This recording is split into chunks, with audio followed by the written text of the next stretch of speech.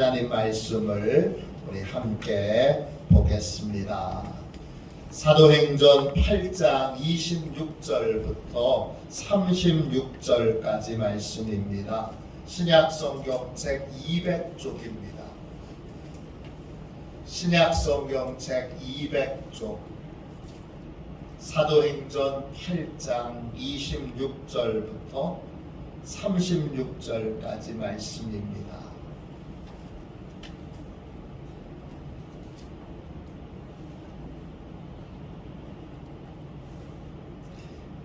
26절부터 36절까지 같은 목소리로 함께 우리 귀한 말씀을 읽겠습니다. 같이 함께 읽습니다.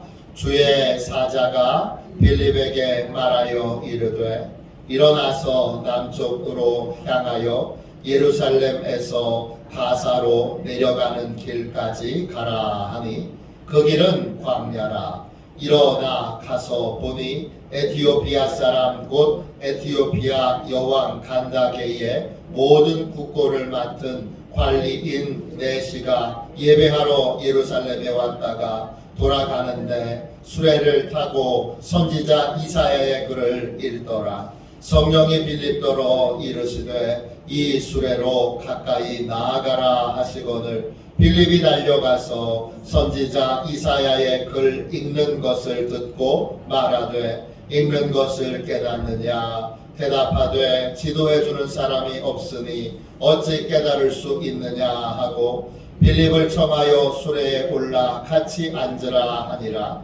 읽는 성경 구절은 이것이니 일러스되 그가 도살자에게로 가는 양과 같이 끌려갔고 털 깎는 자 앞에 있는 어린 양이 조용함과 같이 그의 입을 열지 아니하였도다. 그가 굴욕을 당했을 때 공정한 재판도 받지 못하였으니 누가 그의 세대를 말하리요. 그의 생명이 땅에서 빼앗김이로다 하였거늘 그 내시가 빌립에게 말하되 청컨대 내가 묻노니 선지자가 이 말한 것이 누구를 가리킴이냐 자기를 가리킴이냐 타인을 가리킴이냐. 빌립이 입을 열어 이 글에서 시작하여 예수를 가르쳐 복음을 전하니 길 가다가 물 있는 곳에 이르러 그 내시가 말하되 보라 물이 있으니 내가 세례를 받음에 무슨 거리낌이 있느냐. 아멘. 주님의 말씀입니다.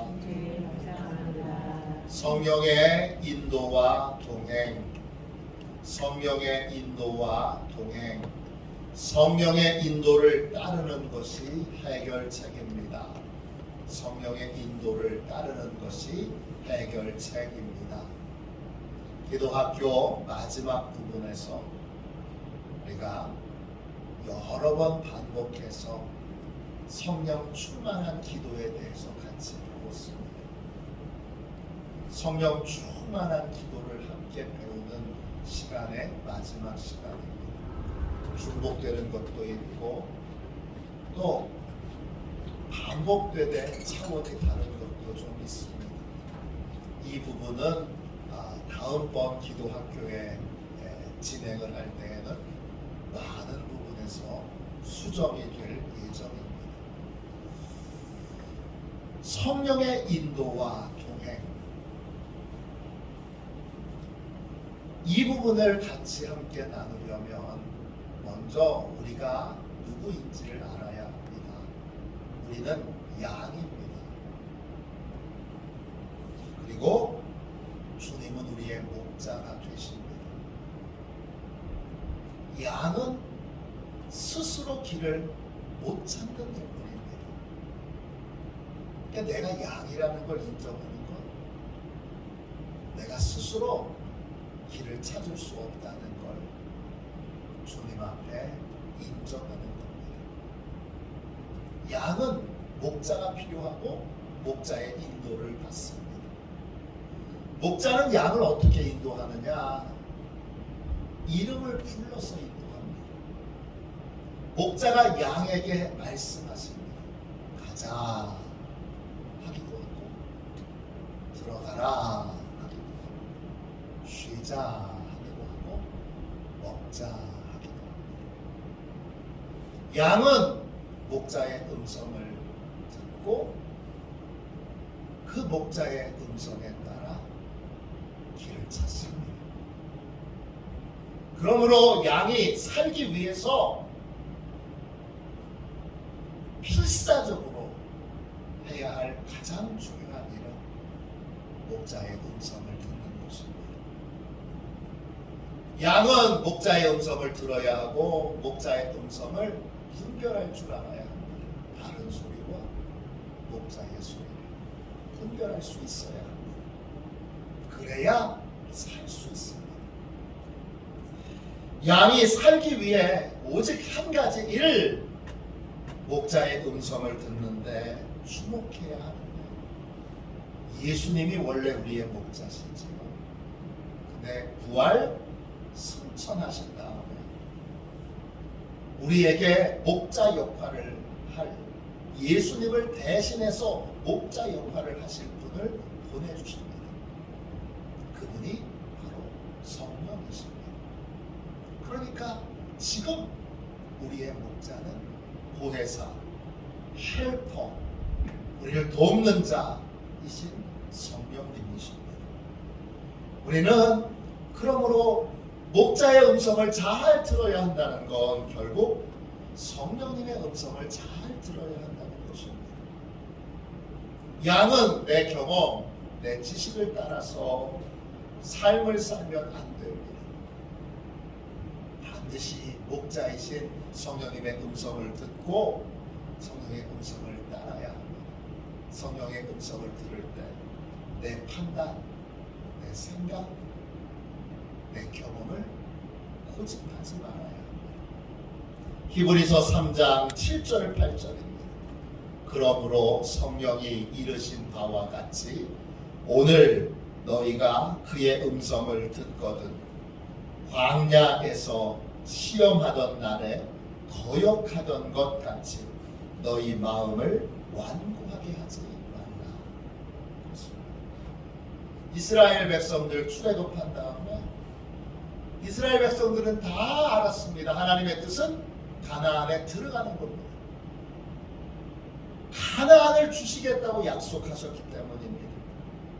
그런데 가나안 입구에서 정탐꾼들의 말을 듣고 이스라엘 백성들은 하나님의 뜻이 무엇인지 명백하게 알고 하나님의 음성을 들었음에도 불구하고 자기 판단, 자기 생각을 고집합니다. 결국 그들은 가나안 땅에 들어가지 못합니다.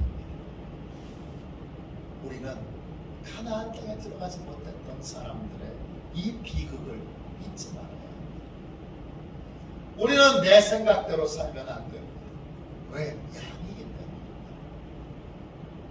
나는 내가 느끼고 또 내가 경험하고 내가 생각하는 대로 살면 안 됩니다. 우리의 살 길은 오직 하나, 목자이신 성령님의 음성을 듣고 그 음성에 순종하는 것입니다. 많은 사람들이 이 부분에서 실패합니다. 회개해야 될 여러 제목이 있지만 우리가 인생에서 곤경과 또 아픔을 겪을 때 이것이 죄로부터 온 것인가 아닌가를 분별하는 가장 첫 번째 질문은 성령님을 진심으로 따랐는가, 진심으로 성령님의 음성을 따랐는가, 이걸 점검해보고 확인해봐야 합니다. 저도 목회를 하면서 제가 무엇인가 이게 좀 방향이 이상하게 됐네, 관계가 어렵게 됐네, 결과가 안 좋네. 그러면 제일 먼저 하나님 앞에 반성하는 건 내가 성령님의 음성을 듣고 그 음성대로 정말 순종했는가, 이걸 제일 먼저 확인해보고 정직하게 점검해보고 그렇지 못했을 때에는 회개합니다. 내 안에 교만이 있기 때문에 이렇게 하면 돼, 내 생각대로 하면 될 거야, 이런 생각으로 내가 교만해요. 그 교만은 성경에서 다른 표현으로 누룩이라고 했습니다. 내 능력을 과신하는 거죠. 내가 누룩을 품고 그리고 살았기에 이런 어려움에 처하게 되구나 깨닫게 됩니다. 그러면 얼른 이 누룩을 품었던 걸 회개합니다. 이스라엘 백성들은 6월절이 되기 전에 집안에서 모든 누룩을 청소하는, 누룩을 집 밖으로 내보내는 청소의 시간을 갖습니다. 회개는 누룩을 청소하는 시간입니다. 내 교만이 한 성령님의 음성을 듣고도 목자이신 성령님의 음성을 따르지 않고 성령님이 틀렸고 내가 맞는 것 같은데 이 생각을 품게 됩니다. 결과는 항상 동일하게 후회와 실패와 처절한 낙심을 겪게 됩니다. 그러므로 양이 살 길은 딱 하나, 목자의 인도함을 따르는 것입니다. 도대체 이 성령의 목자이신 성령님의 음성을 어떻게 듣고 어떻게 따라야 합니까? 오늘 좋은 모델이 빌립 집사입니다. 성경에 여러 모델이 있고 우리가 여러 번 다른 모델들로 재미있는 모델들이 있고 또 많은 교훈을 주는 모델도 있는데 오늘은 이 빌립 집사를 성령의 음성을 듣고 성령의 인도를 잘 따르는 모델로 함께 말씀을 나누겠습니다. 빌립은 예루살렘 교회에서 세워진 7명의 집사 중에 한 사람입니다. 많은 분들이 평신도라고 오해하는데 말씀을 잘 읽어보면 이분은 목사 집사입니다. 장로 목사가 있고 집사 목사가 있습니다. 정회원 목사가 있고 준회원 목사가 있습니다. 이분은 준회원 목사입니다. 그러니까 그냥 일반적인 평신도 집사가 아니고 여러분 목회자라고 여기시면 그게 더 정확합니다. 그는 예루살렘 교회가 박해를 받을 때 사마리아 땅으로 가서 복음을 전합니다. 빌립 한 사람이 사마리아 땅에 들어가자 그 땅에 성령이 임하고 슬픔과 고통의 땅이었던 사마리아 땅이 기쁨의 땅으로 빌립 집사는 사마리아 땅에 교회를 세우고 또 사도들을 청하여 그 다음에 하나님의 말씀을 전하는 부흥회를 엽니다. 사도들이 복음을 전할 때 그 땅에 성령이 강력하게 임하게 되고 성령이 임하게 되고 사마리아의 온 땅이 기쁨의 땅으로 바뀝니다. 제 멘토 목사님은 목회를 하시면서 교회 이름을 기쁜 교회라고 지으셨습니다. 기쁜 교회. 왜 기쁜 교회냐? 어디서 이름을 따왔느냐? 이 사마리아 성에서 슬픔의 땅에서 성령이 임하자 그 땅이 기쁜 땅, 기쁨의 땅으로 바뀌었기에 내가 목회하는 이 지역을 기쁨의 땅으로 바꾸고자 성령님이 역사해 주시고 이름을 기쁜 교회라고 지었습니다. 빌립 한 사람이 이 놀라운 일에 도구와 통로가 되었습니다. 도대체 어떻게 성령 충만하여 어떻게 성령님의 인도를 받아서 그렇게 했을까요? 빌립 집사는 아무리 어려운 일이라도 목자이신 주님이 말씀하시면 그 말씀에 순종하는 사람이었습니다. 사도행전 8장 26절 보세요. 주의 사자가 빌립에게 말하여 이르되 일어나서 남쪽으로 향하여 예루살렘에서 가사로 내려가는 길까지 가라 하니 그 길은 광야라. 빌립은 성령님의 음성도 들었고 또 천사의 음성도 들었습니다. 어느 날 천사가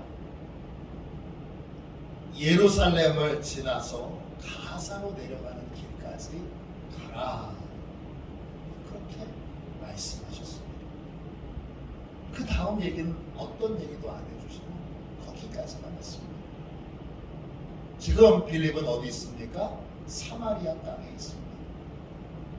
사마리아에서 예루살렘 성까지 74km,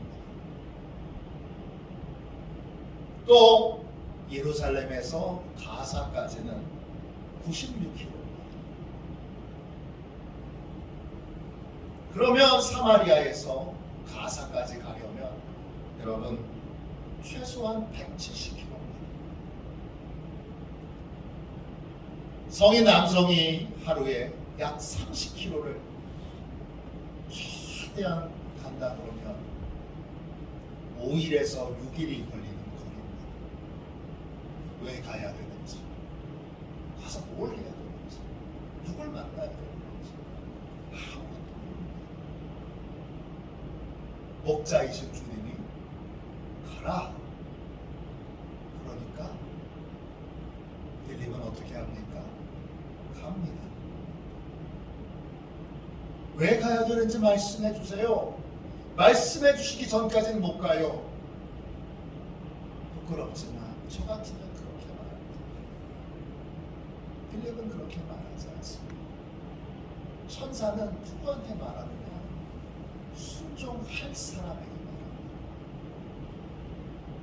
빌립이 순종할 준비가 되어 있는 사람이고, 또 가서 보니 그 땅은 광야입니다. 아니, 전도를 위해서 가야 된다면 사람 많은 곳으로 보내야죠. 왜 사람이 없는 광야로 보냅니까? 이유를 설명해 주는 것도 아니고 대답을 해주는 것도 아니고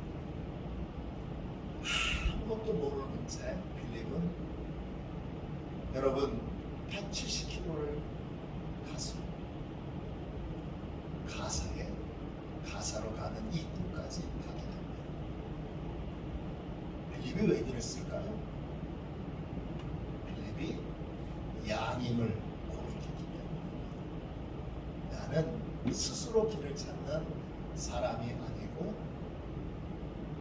나는 목자이신 주님이 알려주시는 대로 따르는 양임을 고백했기 때문입니다. 빌립 집사는 아무리 어려워도 아무리 부담이 되어도 목자의 지시에 순종하는 훈련이 되어 있습니다. 이게 빌립 집사가 슬픔의 땅을 기쁨의 땅으로 바꾼, 환경과 상황을 성령의 능력으로 바꾼 비결입니다. 우리 가정을 어떻게 행복한 가정으로 바꿀 수 있을까? 어떻게 우리 교회를, 이 지역을 기쁨의 땅으로 바꿀 수 있을까? 부끄러운 고백을 하며 이번에 대신방을 하면서 이 농촌이 참 살기가 어렵구나 처음으로 느끼고 있습니다. 이 강화 땅이 그래도 신앙의 은혜가 있고 기쁨이 있으니까 이만큼 견디지,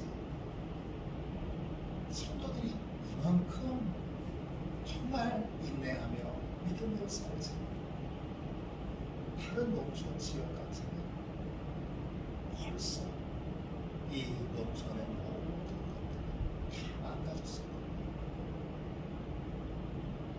얼마나 그 가정을 가는데 마음의 슬픔이 있는지,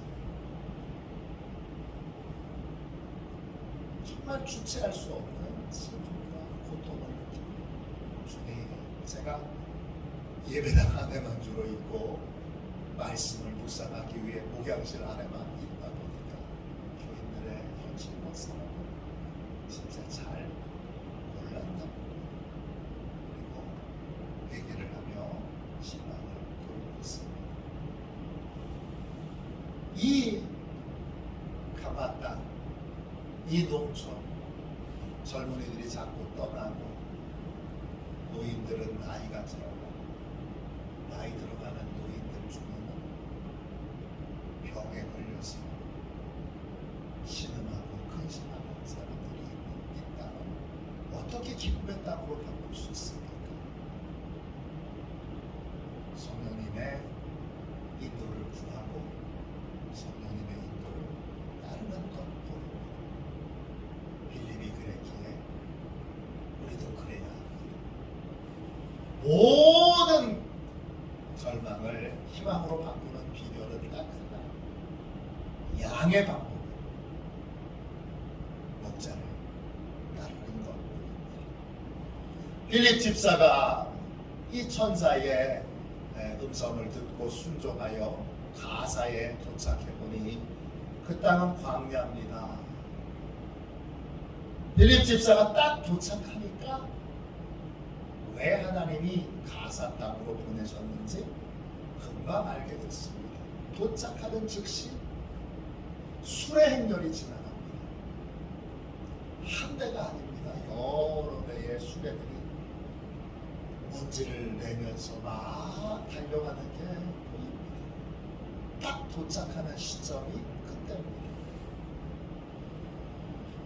보니까 에티오피아의 여왕 간다게의 국고를 맡고 있는 내시가 예루살렘을 방문했다가 돌아가는 길입니다. 빌립은 내시가 어느 마차에 타고 있는지 모릅니다. 마차가 한두 대가 아닙니다. 여러 대의 마차가 있으니까 어느 마차인가 모릅니다. 왜 모르게 할까요? 지금도 똑같아요. 미국 대통령이 보면 차가 한 대입니까? 여러 대입니까? 여러 대입니다. 왜 그렇죠? 어디 대통령이 타고 있는지 몰라요. 왜 모르죠? 암살당할 수 있기 때문에, 폭탄을 설치할 수 있기 때문에 여러 대가 오는 거예요. 대통령이 맨 앞에 탈 수도 있고 맨 뒤에 탈 수도 있고 중간에 탈 수도 있습니다. 이디오피아의 내시도 마찬가지입니다. 국고를 맡았으니까 우리로 얘기하면 재정부 장관 정도 되는 실세 중에 실세죠. 그러니까 어느 마차가 내시가 타고 있는지 알면 그 마차만 털면 여러분 에티오피아의 국고가 다 내게 됩니다. 끝내주지 않습니까? 또 상포하면 인질로 써먹기 참 좋습니다. 어느 마차가 진짜인지 모릅니다. 다 달려가고 있습니다. 순식간의 순간이죠. 그때 성령님께 빌립이 묻습니다. 성령님, 어느 마차로 들어가야 합니까? 그때 성령님이 이렇게 빌립에게 말씀해 주십니다. 사도행전 8장 29절입니다.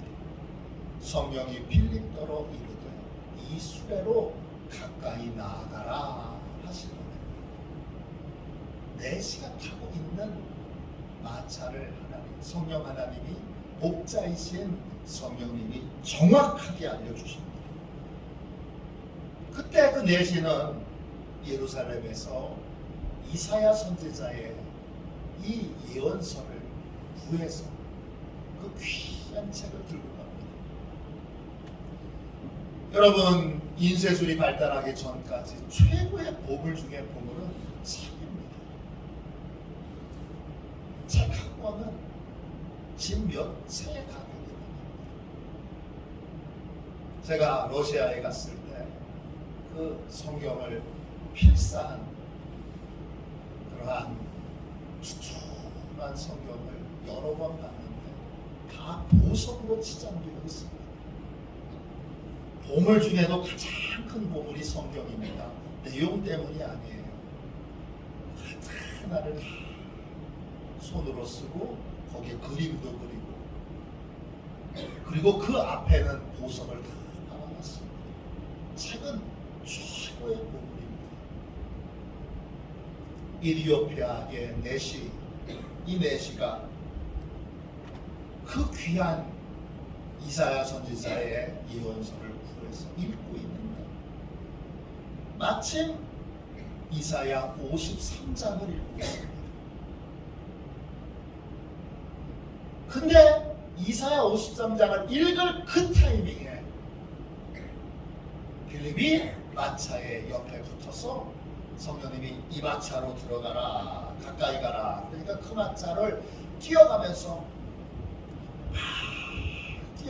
이렇게 묻습니다. 30절 보세요. 빌립이 달려가서 선지자 이사야의 글 읽는 것을 듣고 말하되 읽는 것을 깨닫느냐. 우리로 말하면 이해가 되십니까? 큰 소리로 얘기를 하는 거예요. 이해가 되십니까? 근데 마침 빌립이 그렇게 말할 때 내시가 이거 읽었는데 이게 무슨 말인지 누구에 대한 말인지 도통 모르겠어서 마음이 답답한 상태였습니다.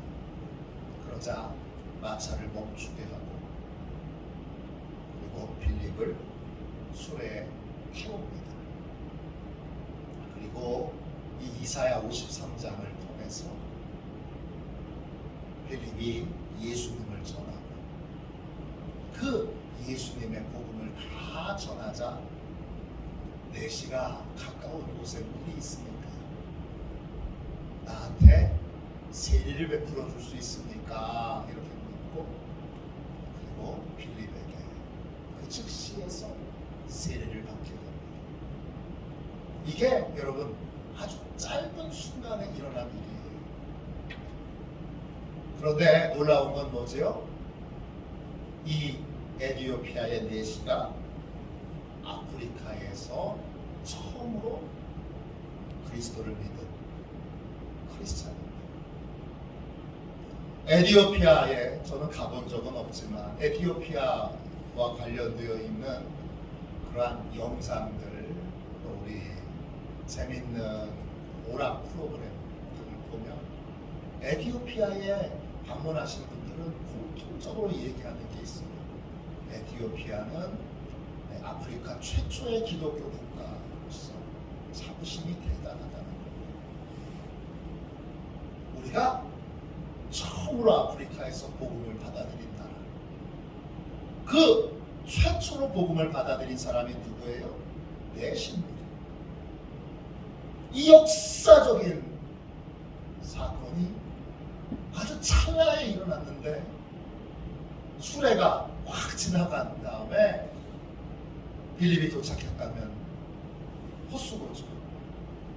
또 빌립이 다른 마차를 놓고 했다가 잘못된 마차에서 전혀 관심 없는 사람을 만났다면 마차가 멈추든지 태워서 복음을 전하든지 이런 일은 일어나지 않았죠. 이게 순서마다 성령님이 기가 막히게 그 타이밍을 맞춰서 행하셨기에 이 모든 일들이 가능해요. 그래서 아프리카의 최초의 믿음의 사람이 세워지게 됩니다. 성령의 음성을 듣고 따르는 것이 결국 모든 문제의 해결책입니다.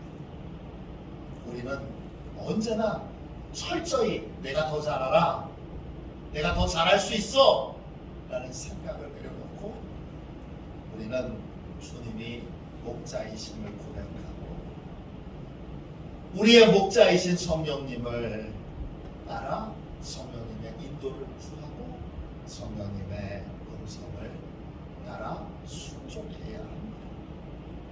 한국 최초의 선교사 두 분이 계시죠. 아펜젤로 선교사님과 언더우드 선교사님입니다. 언더우드 선교사님은 총각이었고 원래 한국에 선교를 올 생각이 없었습니다.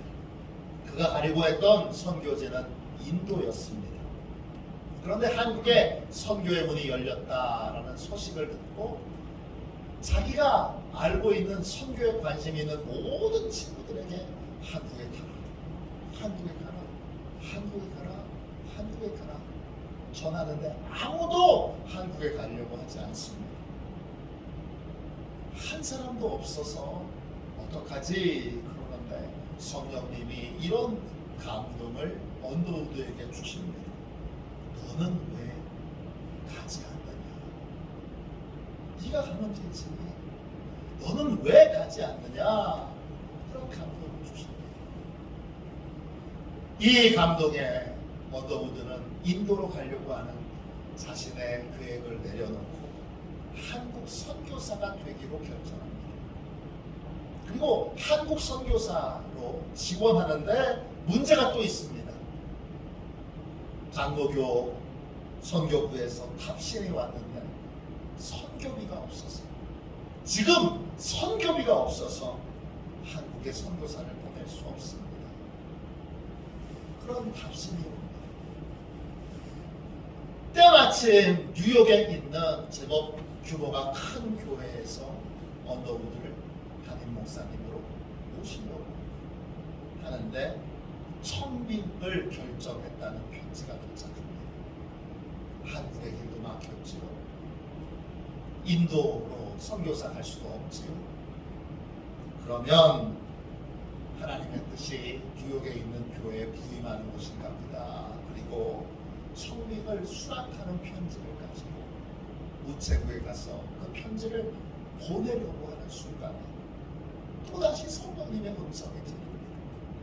한국은 어떻게 하려고 하느냐? 한국은 도대체 어떻게 하려고 하느냐? 그 음성을 듣고 그 편지를 참아 붙이지 못하고 그는 다시 장로교 선교부로 찾아갑니다. 직접 찾아갑니다. 그때 총무를 만나서 총무에게서 이런 소식을 듣습니다. 당신 참 잘 오셨어. 당신께 편지를 할 때는 선교비가 없었는데 며칠 전에 어떤 사업을 하시는 분이 한국 선교를 위해 6,000불 헌금해 주셨습니다. 우선 이것으로 한국 선교를 시작할 수 있으니 당신은 한국으로 가서 복음을 전해 주시고, 그래서 언더우드가 한국에 올 수 있었습니다. 전 세계에 많은 선교사님들이 계신데 선교의 역사에서 한국처럼 이렇게 신실하고 믿음 좋은, 그리고 한국을 예수님의 마음으로 사랑하는 그런 선교사들이 많이 온 나라는 없습니다. 한국이 크게 부흥한 때는 하나님이 특별한 은혜로 귀한 선교사님들을 많이 보내주셨기 때문입니다. 선교사님들이 묻혀 계신 양화진에 가보면 제 아내가 가서 늘 걸음을 멈추고 울먹울먹 하는 곳이 있습니다. 어디냐? 선교사 자녀들이 묻혀 있는 무덤입니다. 조그마한 무덤인데 1살, 5살, 4살, 7살 한 아이들 무덤에 촘촘히 있습니다. 한국에 와서 풍토병 때문에 아이를 잃고 거기에 아이를 묻어놓고 그리고 다시 선교를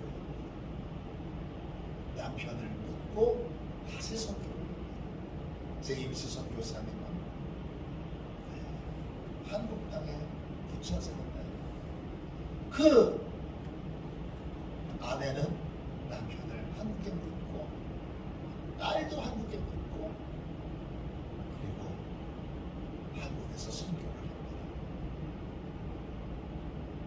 동대문에 가면 이대병원이 있는데 그 병원을 세운 여자 선교사님, 인천에 가면 기독병원이 있는데 그 기독병원을 세운 여자 선교사님, 그 신실하신 선교사님들이 이 볼품없는 나라, 작은 나라에 올 수 있었던 이유는 성령님이 이끌어 주셨기 때문에. 한국은 성령님에게 빚이 많아요. 성령님이 그들을 강권적으로 이끌어 한국에 와서 순교하고 한국에 와서 헌신하고 한국에 와서 자신의 인생을 다 바치게 했습니다. 그 결과로 한국에 이 선교의 기적이 일어나게 된 것입니다. 강화의 우리 역사 기념관에 가면 언더우드의 기도가 있습니다. 지금은 앞이 보이지 않습니다. 지금은 앞이 보이지 않습니다. 도대체 어떻게 선교를 해나가야 되는지, 미래가 보이지 않는 절망 가운데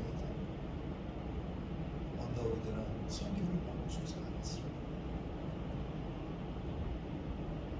선교에 아무런 열매가 없고 미래가 안 보이는 상황에서도 성령님이 계속 전하라 하셔서 계속 전하고, 언더우드와 언더우드의 가문은 지금도 600째 이곳에서 선교를 하고 있습니다. 양의 모든 해결책은 여러분 목자의 음성을 듣는 것입니다. 우리의 목자는 성령님이십니다. 우리는 무슨 일이든지 성령님의 인도를 구하고 성령님의 음성을 듣고 성령님을 따라야 합니다. 이것이 하나님의 풍성함을 누리는 유일한 길이고, 기도의 목적은 성령님께 인도를 구하고 성령님의 인도를 따르기 위함입니다. 이 길, 성령님이 이끌어 가시는 길로 함께 걸어가는 저와 여러분이 되시기를 주님의 이름으로 축원합니다. 기도하겠습니다. 자비로우신 주님, 저희가 주님의 양임을 고백합니다. 자비로우신 주님, 저희와 함께하여 주셔서 저희로 우리의 목자이신 성령님께 인도를 구하고 철저하게 성령님의 음성을 듣고 따를 수 있도록 우리의 기도를 성령님께 순종하는 도구로 써주옵소서. 성령님께서 기도할 때마다 음성을 들려주시고 성령님을 더 깊이 더 정확하게 알고 또 듣고 순종할 수 있도록 성령님 우리에게 깊은 은혜와 복으로 함께하여 주옵소서. 이 밤에 성령님께서 충만하게 우리에게 임재해 주시고 우리에게 말씀하여 주시기를 원합니다. 역사하여 주옵소서. 예수님의 이름으로 간절히 기도하옵나이다. 아멘.